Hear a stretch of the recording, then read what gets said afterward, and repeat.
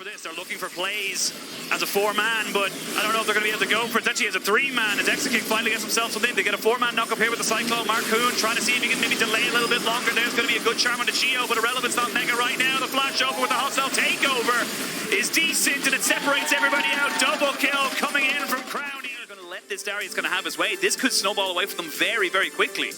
It definitely feels, though, like you've kind of got two just big brawling teams, especially when you look SK, they want to dive, BDS, they want to absorb that pressure. With the Cassiopeia, with the Renata ult, with Darius just being able to spin his way to victory in those fights. And I think that's where I actually really like what BDS are bringing to the table. It feels like when it gets to those late game team fights, they are well prepared to deal with BDS in this relatively short range composition.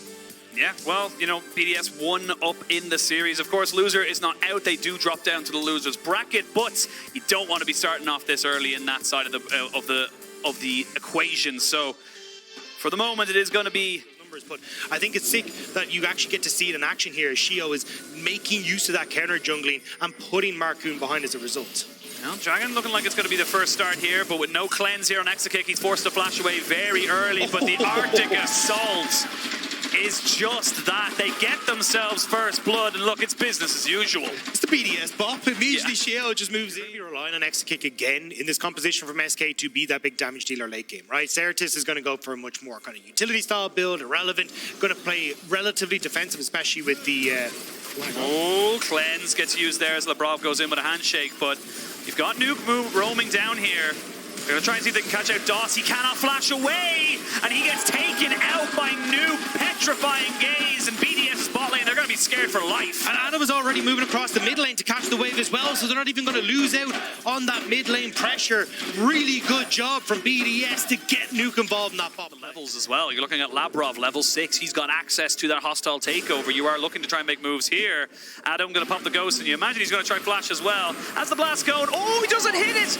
Can he get away? No, Nard back into the wall, and SK bring themselves back to that top lane dominance. Really nice job from Sertuss and Relevant to catch Adam in transition there. Sheo was there, but not really much you can do when Adam is completely caught. There, Markoon actually snuck himself around the vision. Adam does not know the Monkey King is here. Relevant doesn't have Mega though, so this is kind of a hard one to really make work. They're going to jump in with the Cyclone. Adam taking a fair chunk of damage. He does have the stacks, but he does not have the time. And that's going to be a kill up on that top side. Sertuss tries to move down, does have the cleanse from the spell book. Keeps himself alive. Didn't use his flash or his spirit rush. Here's the hostile takeover. Doss flashing away. Not quite sure where Labrov was aiming that one. Ball kind of just being a couple of ultimates shared, but here we go. We're going to see if they get themselves another little bit of a charm. Sheo trying to run away. There's going to be the ultimates there from Crownie and of course from Nuc. They're not quite able to get an Exakick. Still alive underneath the table, or it's going to be underneath the tower. They're getting themselves more and more kills. They got the turret on the top side as well. As you can see, Sertuss trying to dance around these fights. Labrov forced to flash away from the charm. Crownie still putting in work.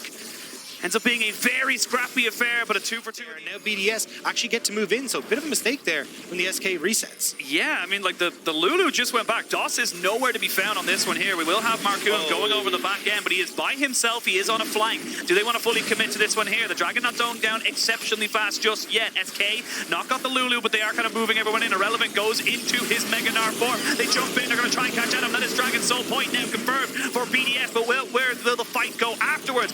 Ultimate's going left, right, and center. BDS on full retreat. Markoon on the backside of this. The flash charm is good. Sheo forced to flash his own. These are so many low health bars, and those shock crumbs are doing the damage.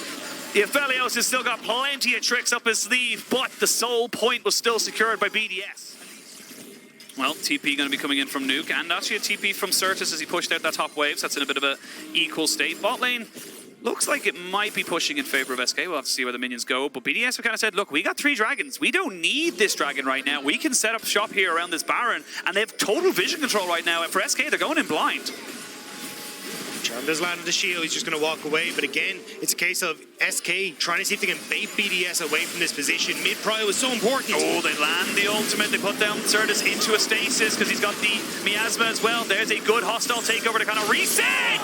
The feathers fly and they cut down Exakick. He had no way of reacting. The damage was insane. Crownie with great position on the feathers, even managing to move across with the Gale Force to get it. Now Adam goes! Adam gets in, gets himself two movements for his trouble. They're going to have Irrelevant use his Mega Gnar on the backside of this, but everyone is disengaging because that is a mini Gnar. He is just a child in a battlefield and he doesn't belong. There was no flank, there was no chance for SK. BDS Sheo though, just about able to get out of there. I mean, Sertuss has nowhere to go, and you're in the miasma, and that is why the Cassiopeia was banned in game number 1. That's why Grounded is a very fair and fun time to be part of.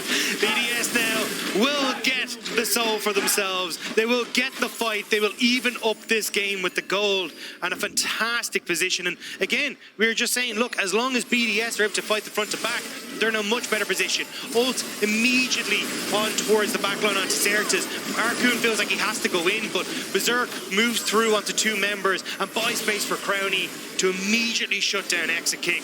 And with that damage gone, there's not really much in the tank left for SK. It's so unfortunate. You can see Exakick with the chakrons built up. He just forgot about the feathers. He forgot where they were, and he thought he maybe found an opportunity to go in and be aggressive, but unfortunately was very much punished for it. And now SK find themselves in a bit where they have to go for this. They're looking for plays as a 4-man, but I don't know if they're going to be able to go for it. Actually, as a 3-man, as Exakick finally gets himself something. They get a 4-man knock up here with the Cyclone. Markoon trying to see if he can maybe delay a little bit longer. There's going to be a good charm on the Sheo, but Irrelevant's not mega right now. The flash over with the hostile takeover is decent, and it separates everybody out. Double kill coming in from Crownie.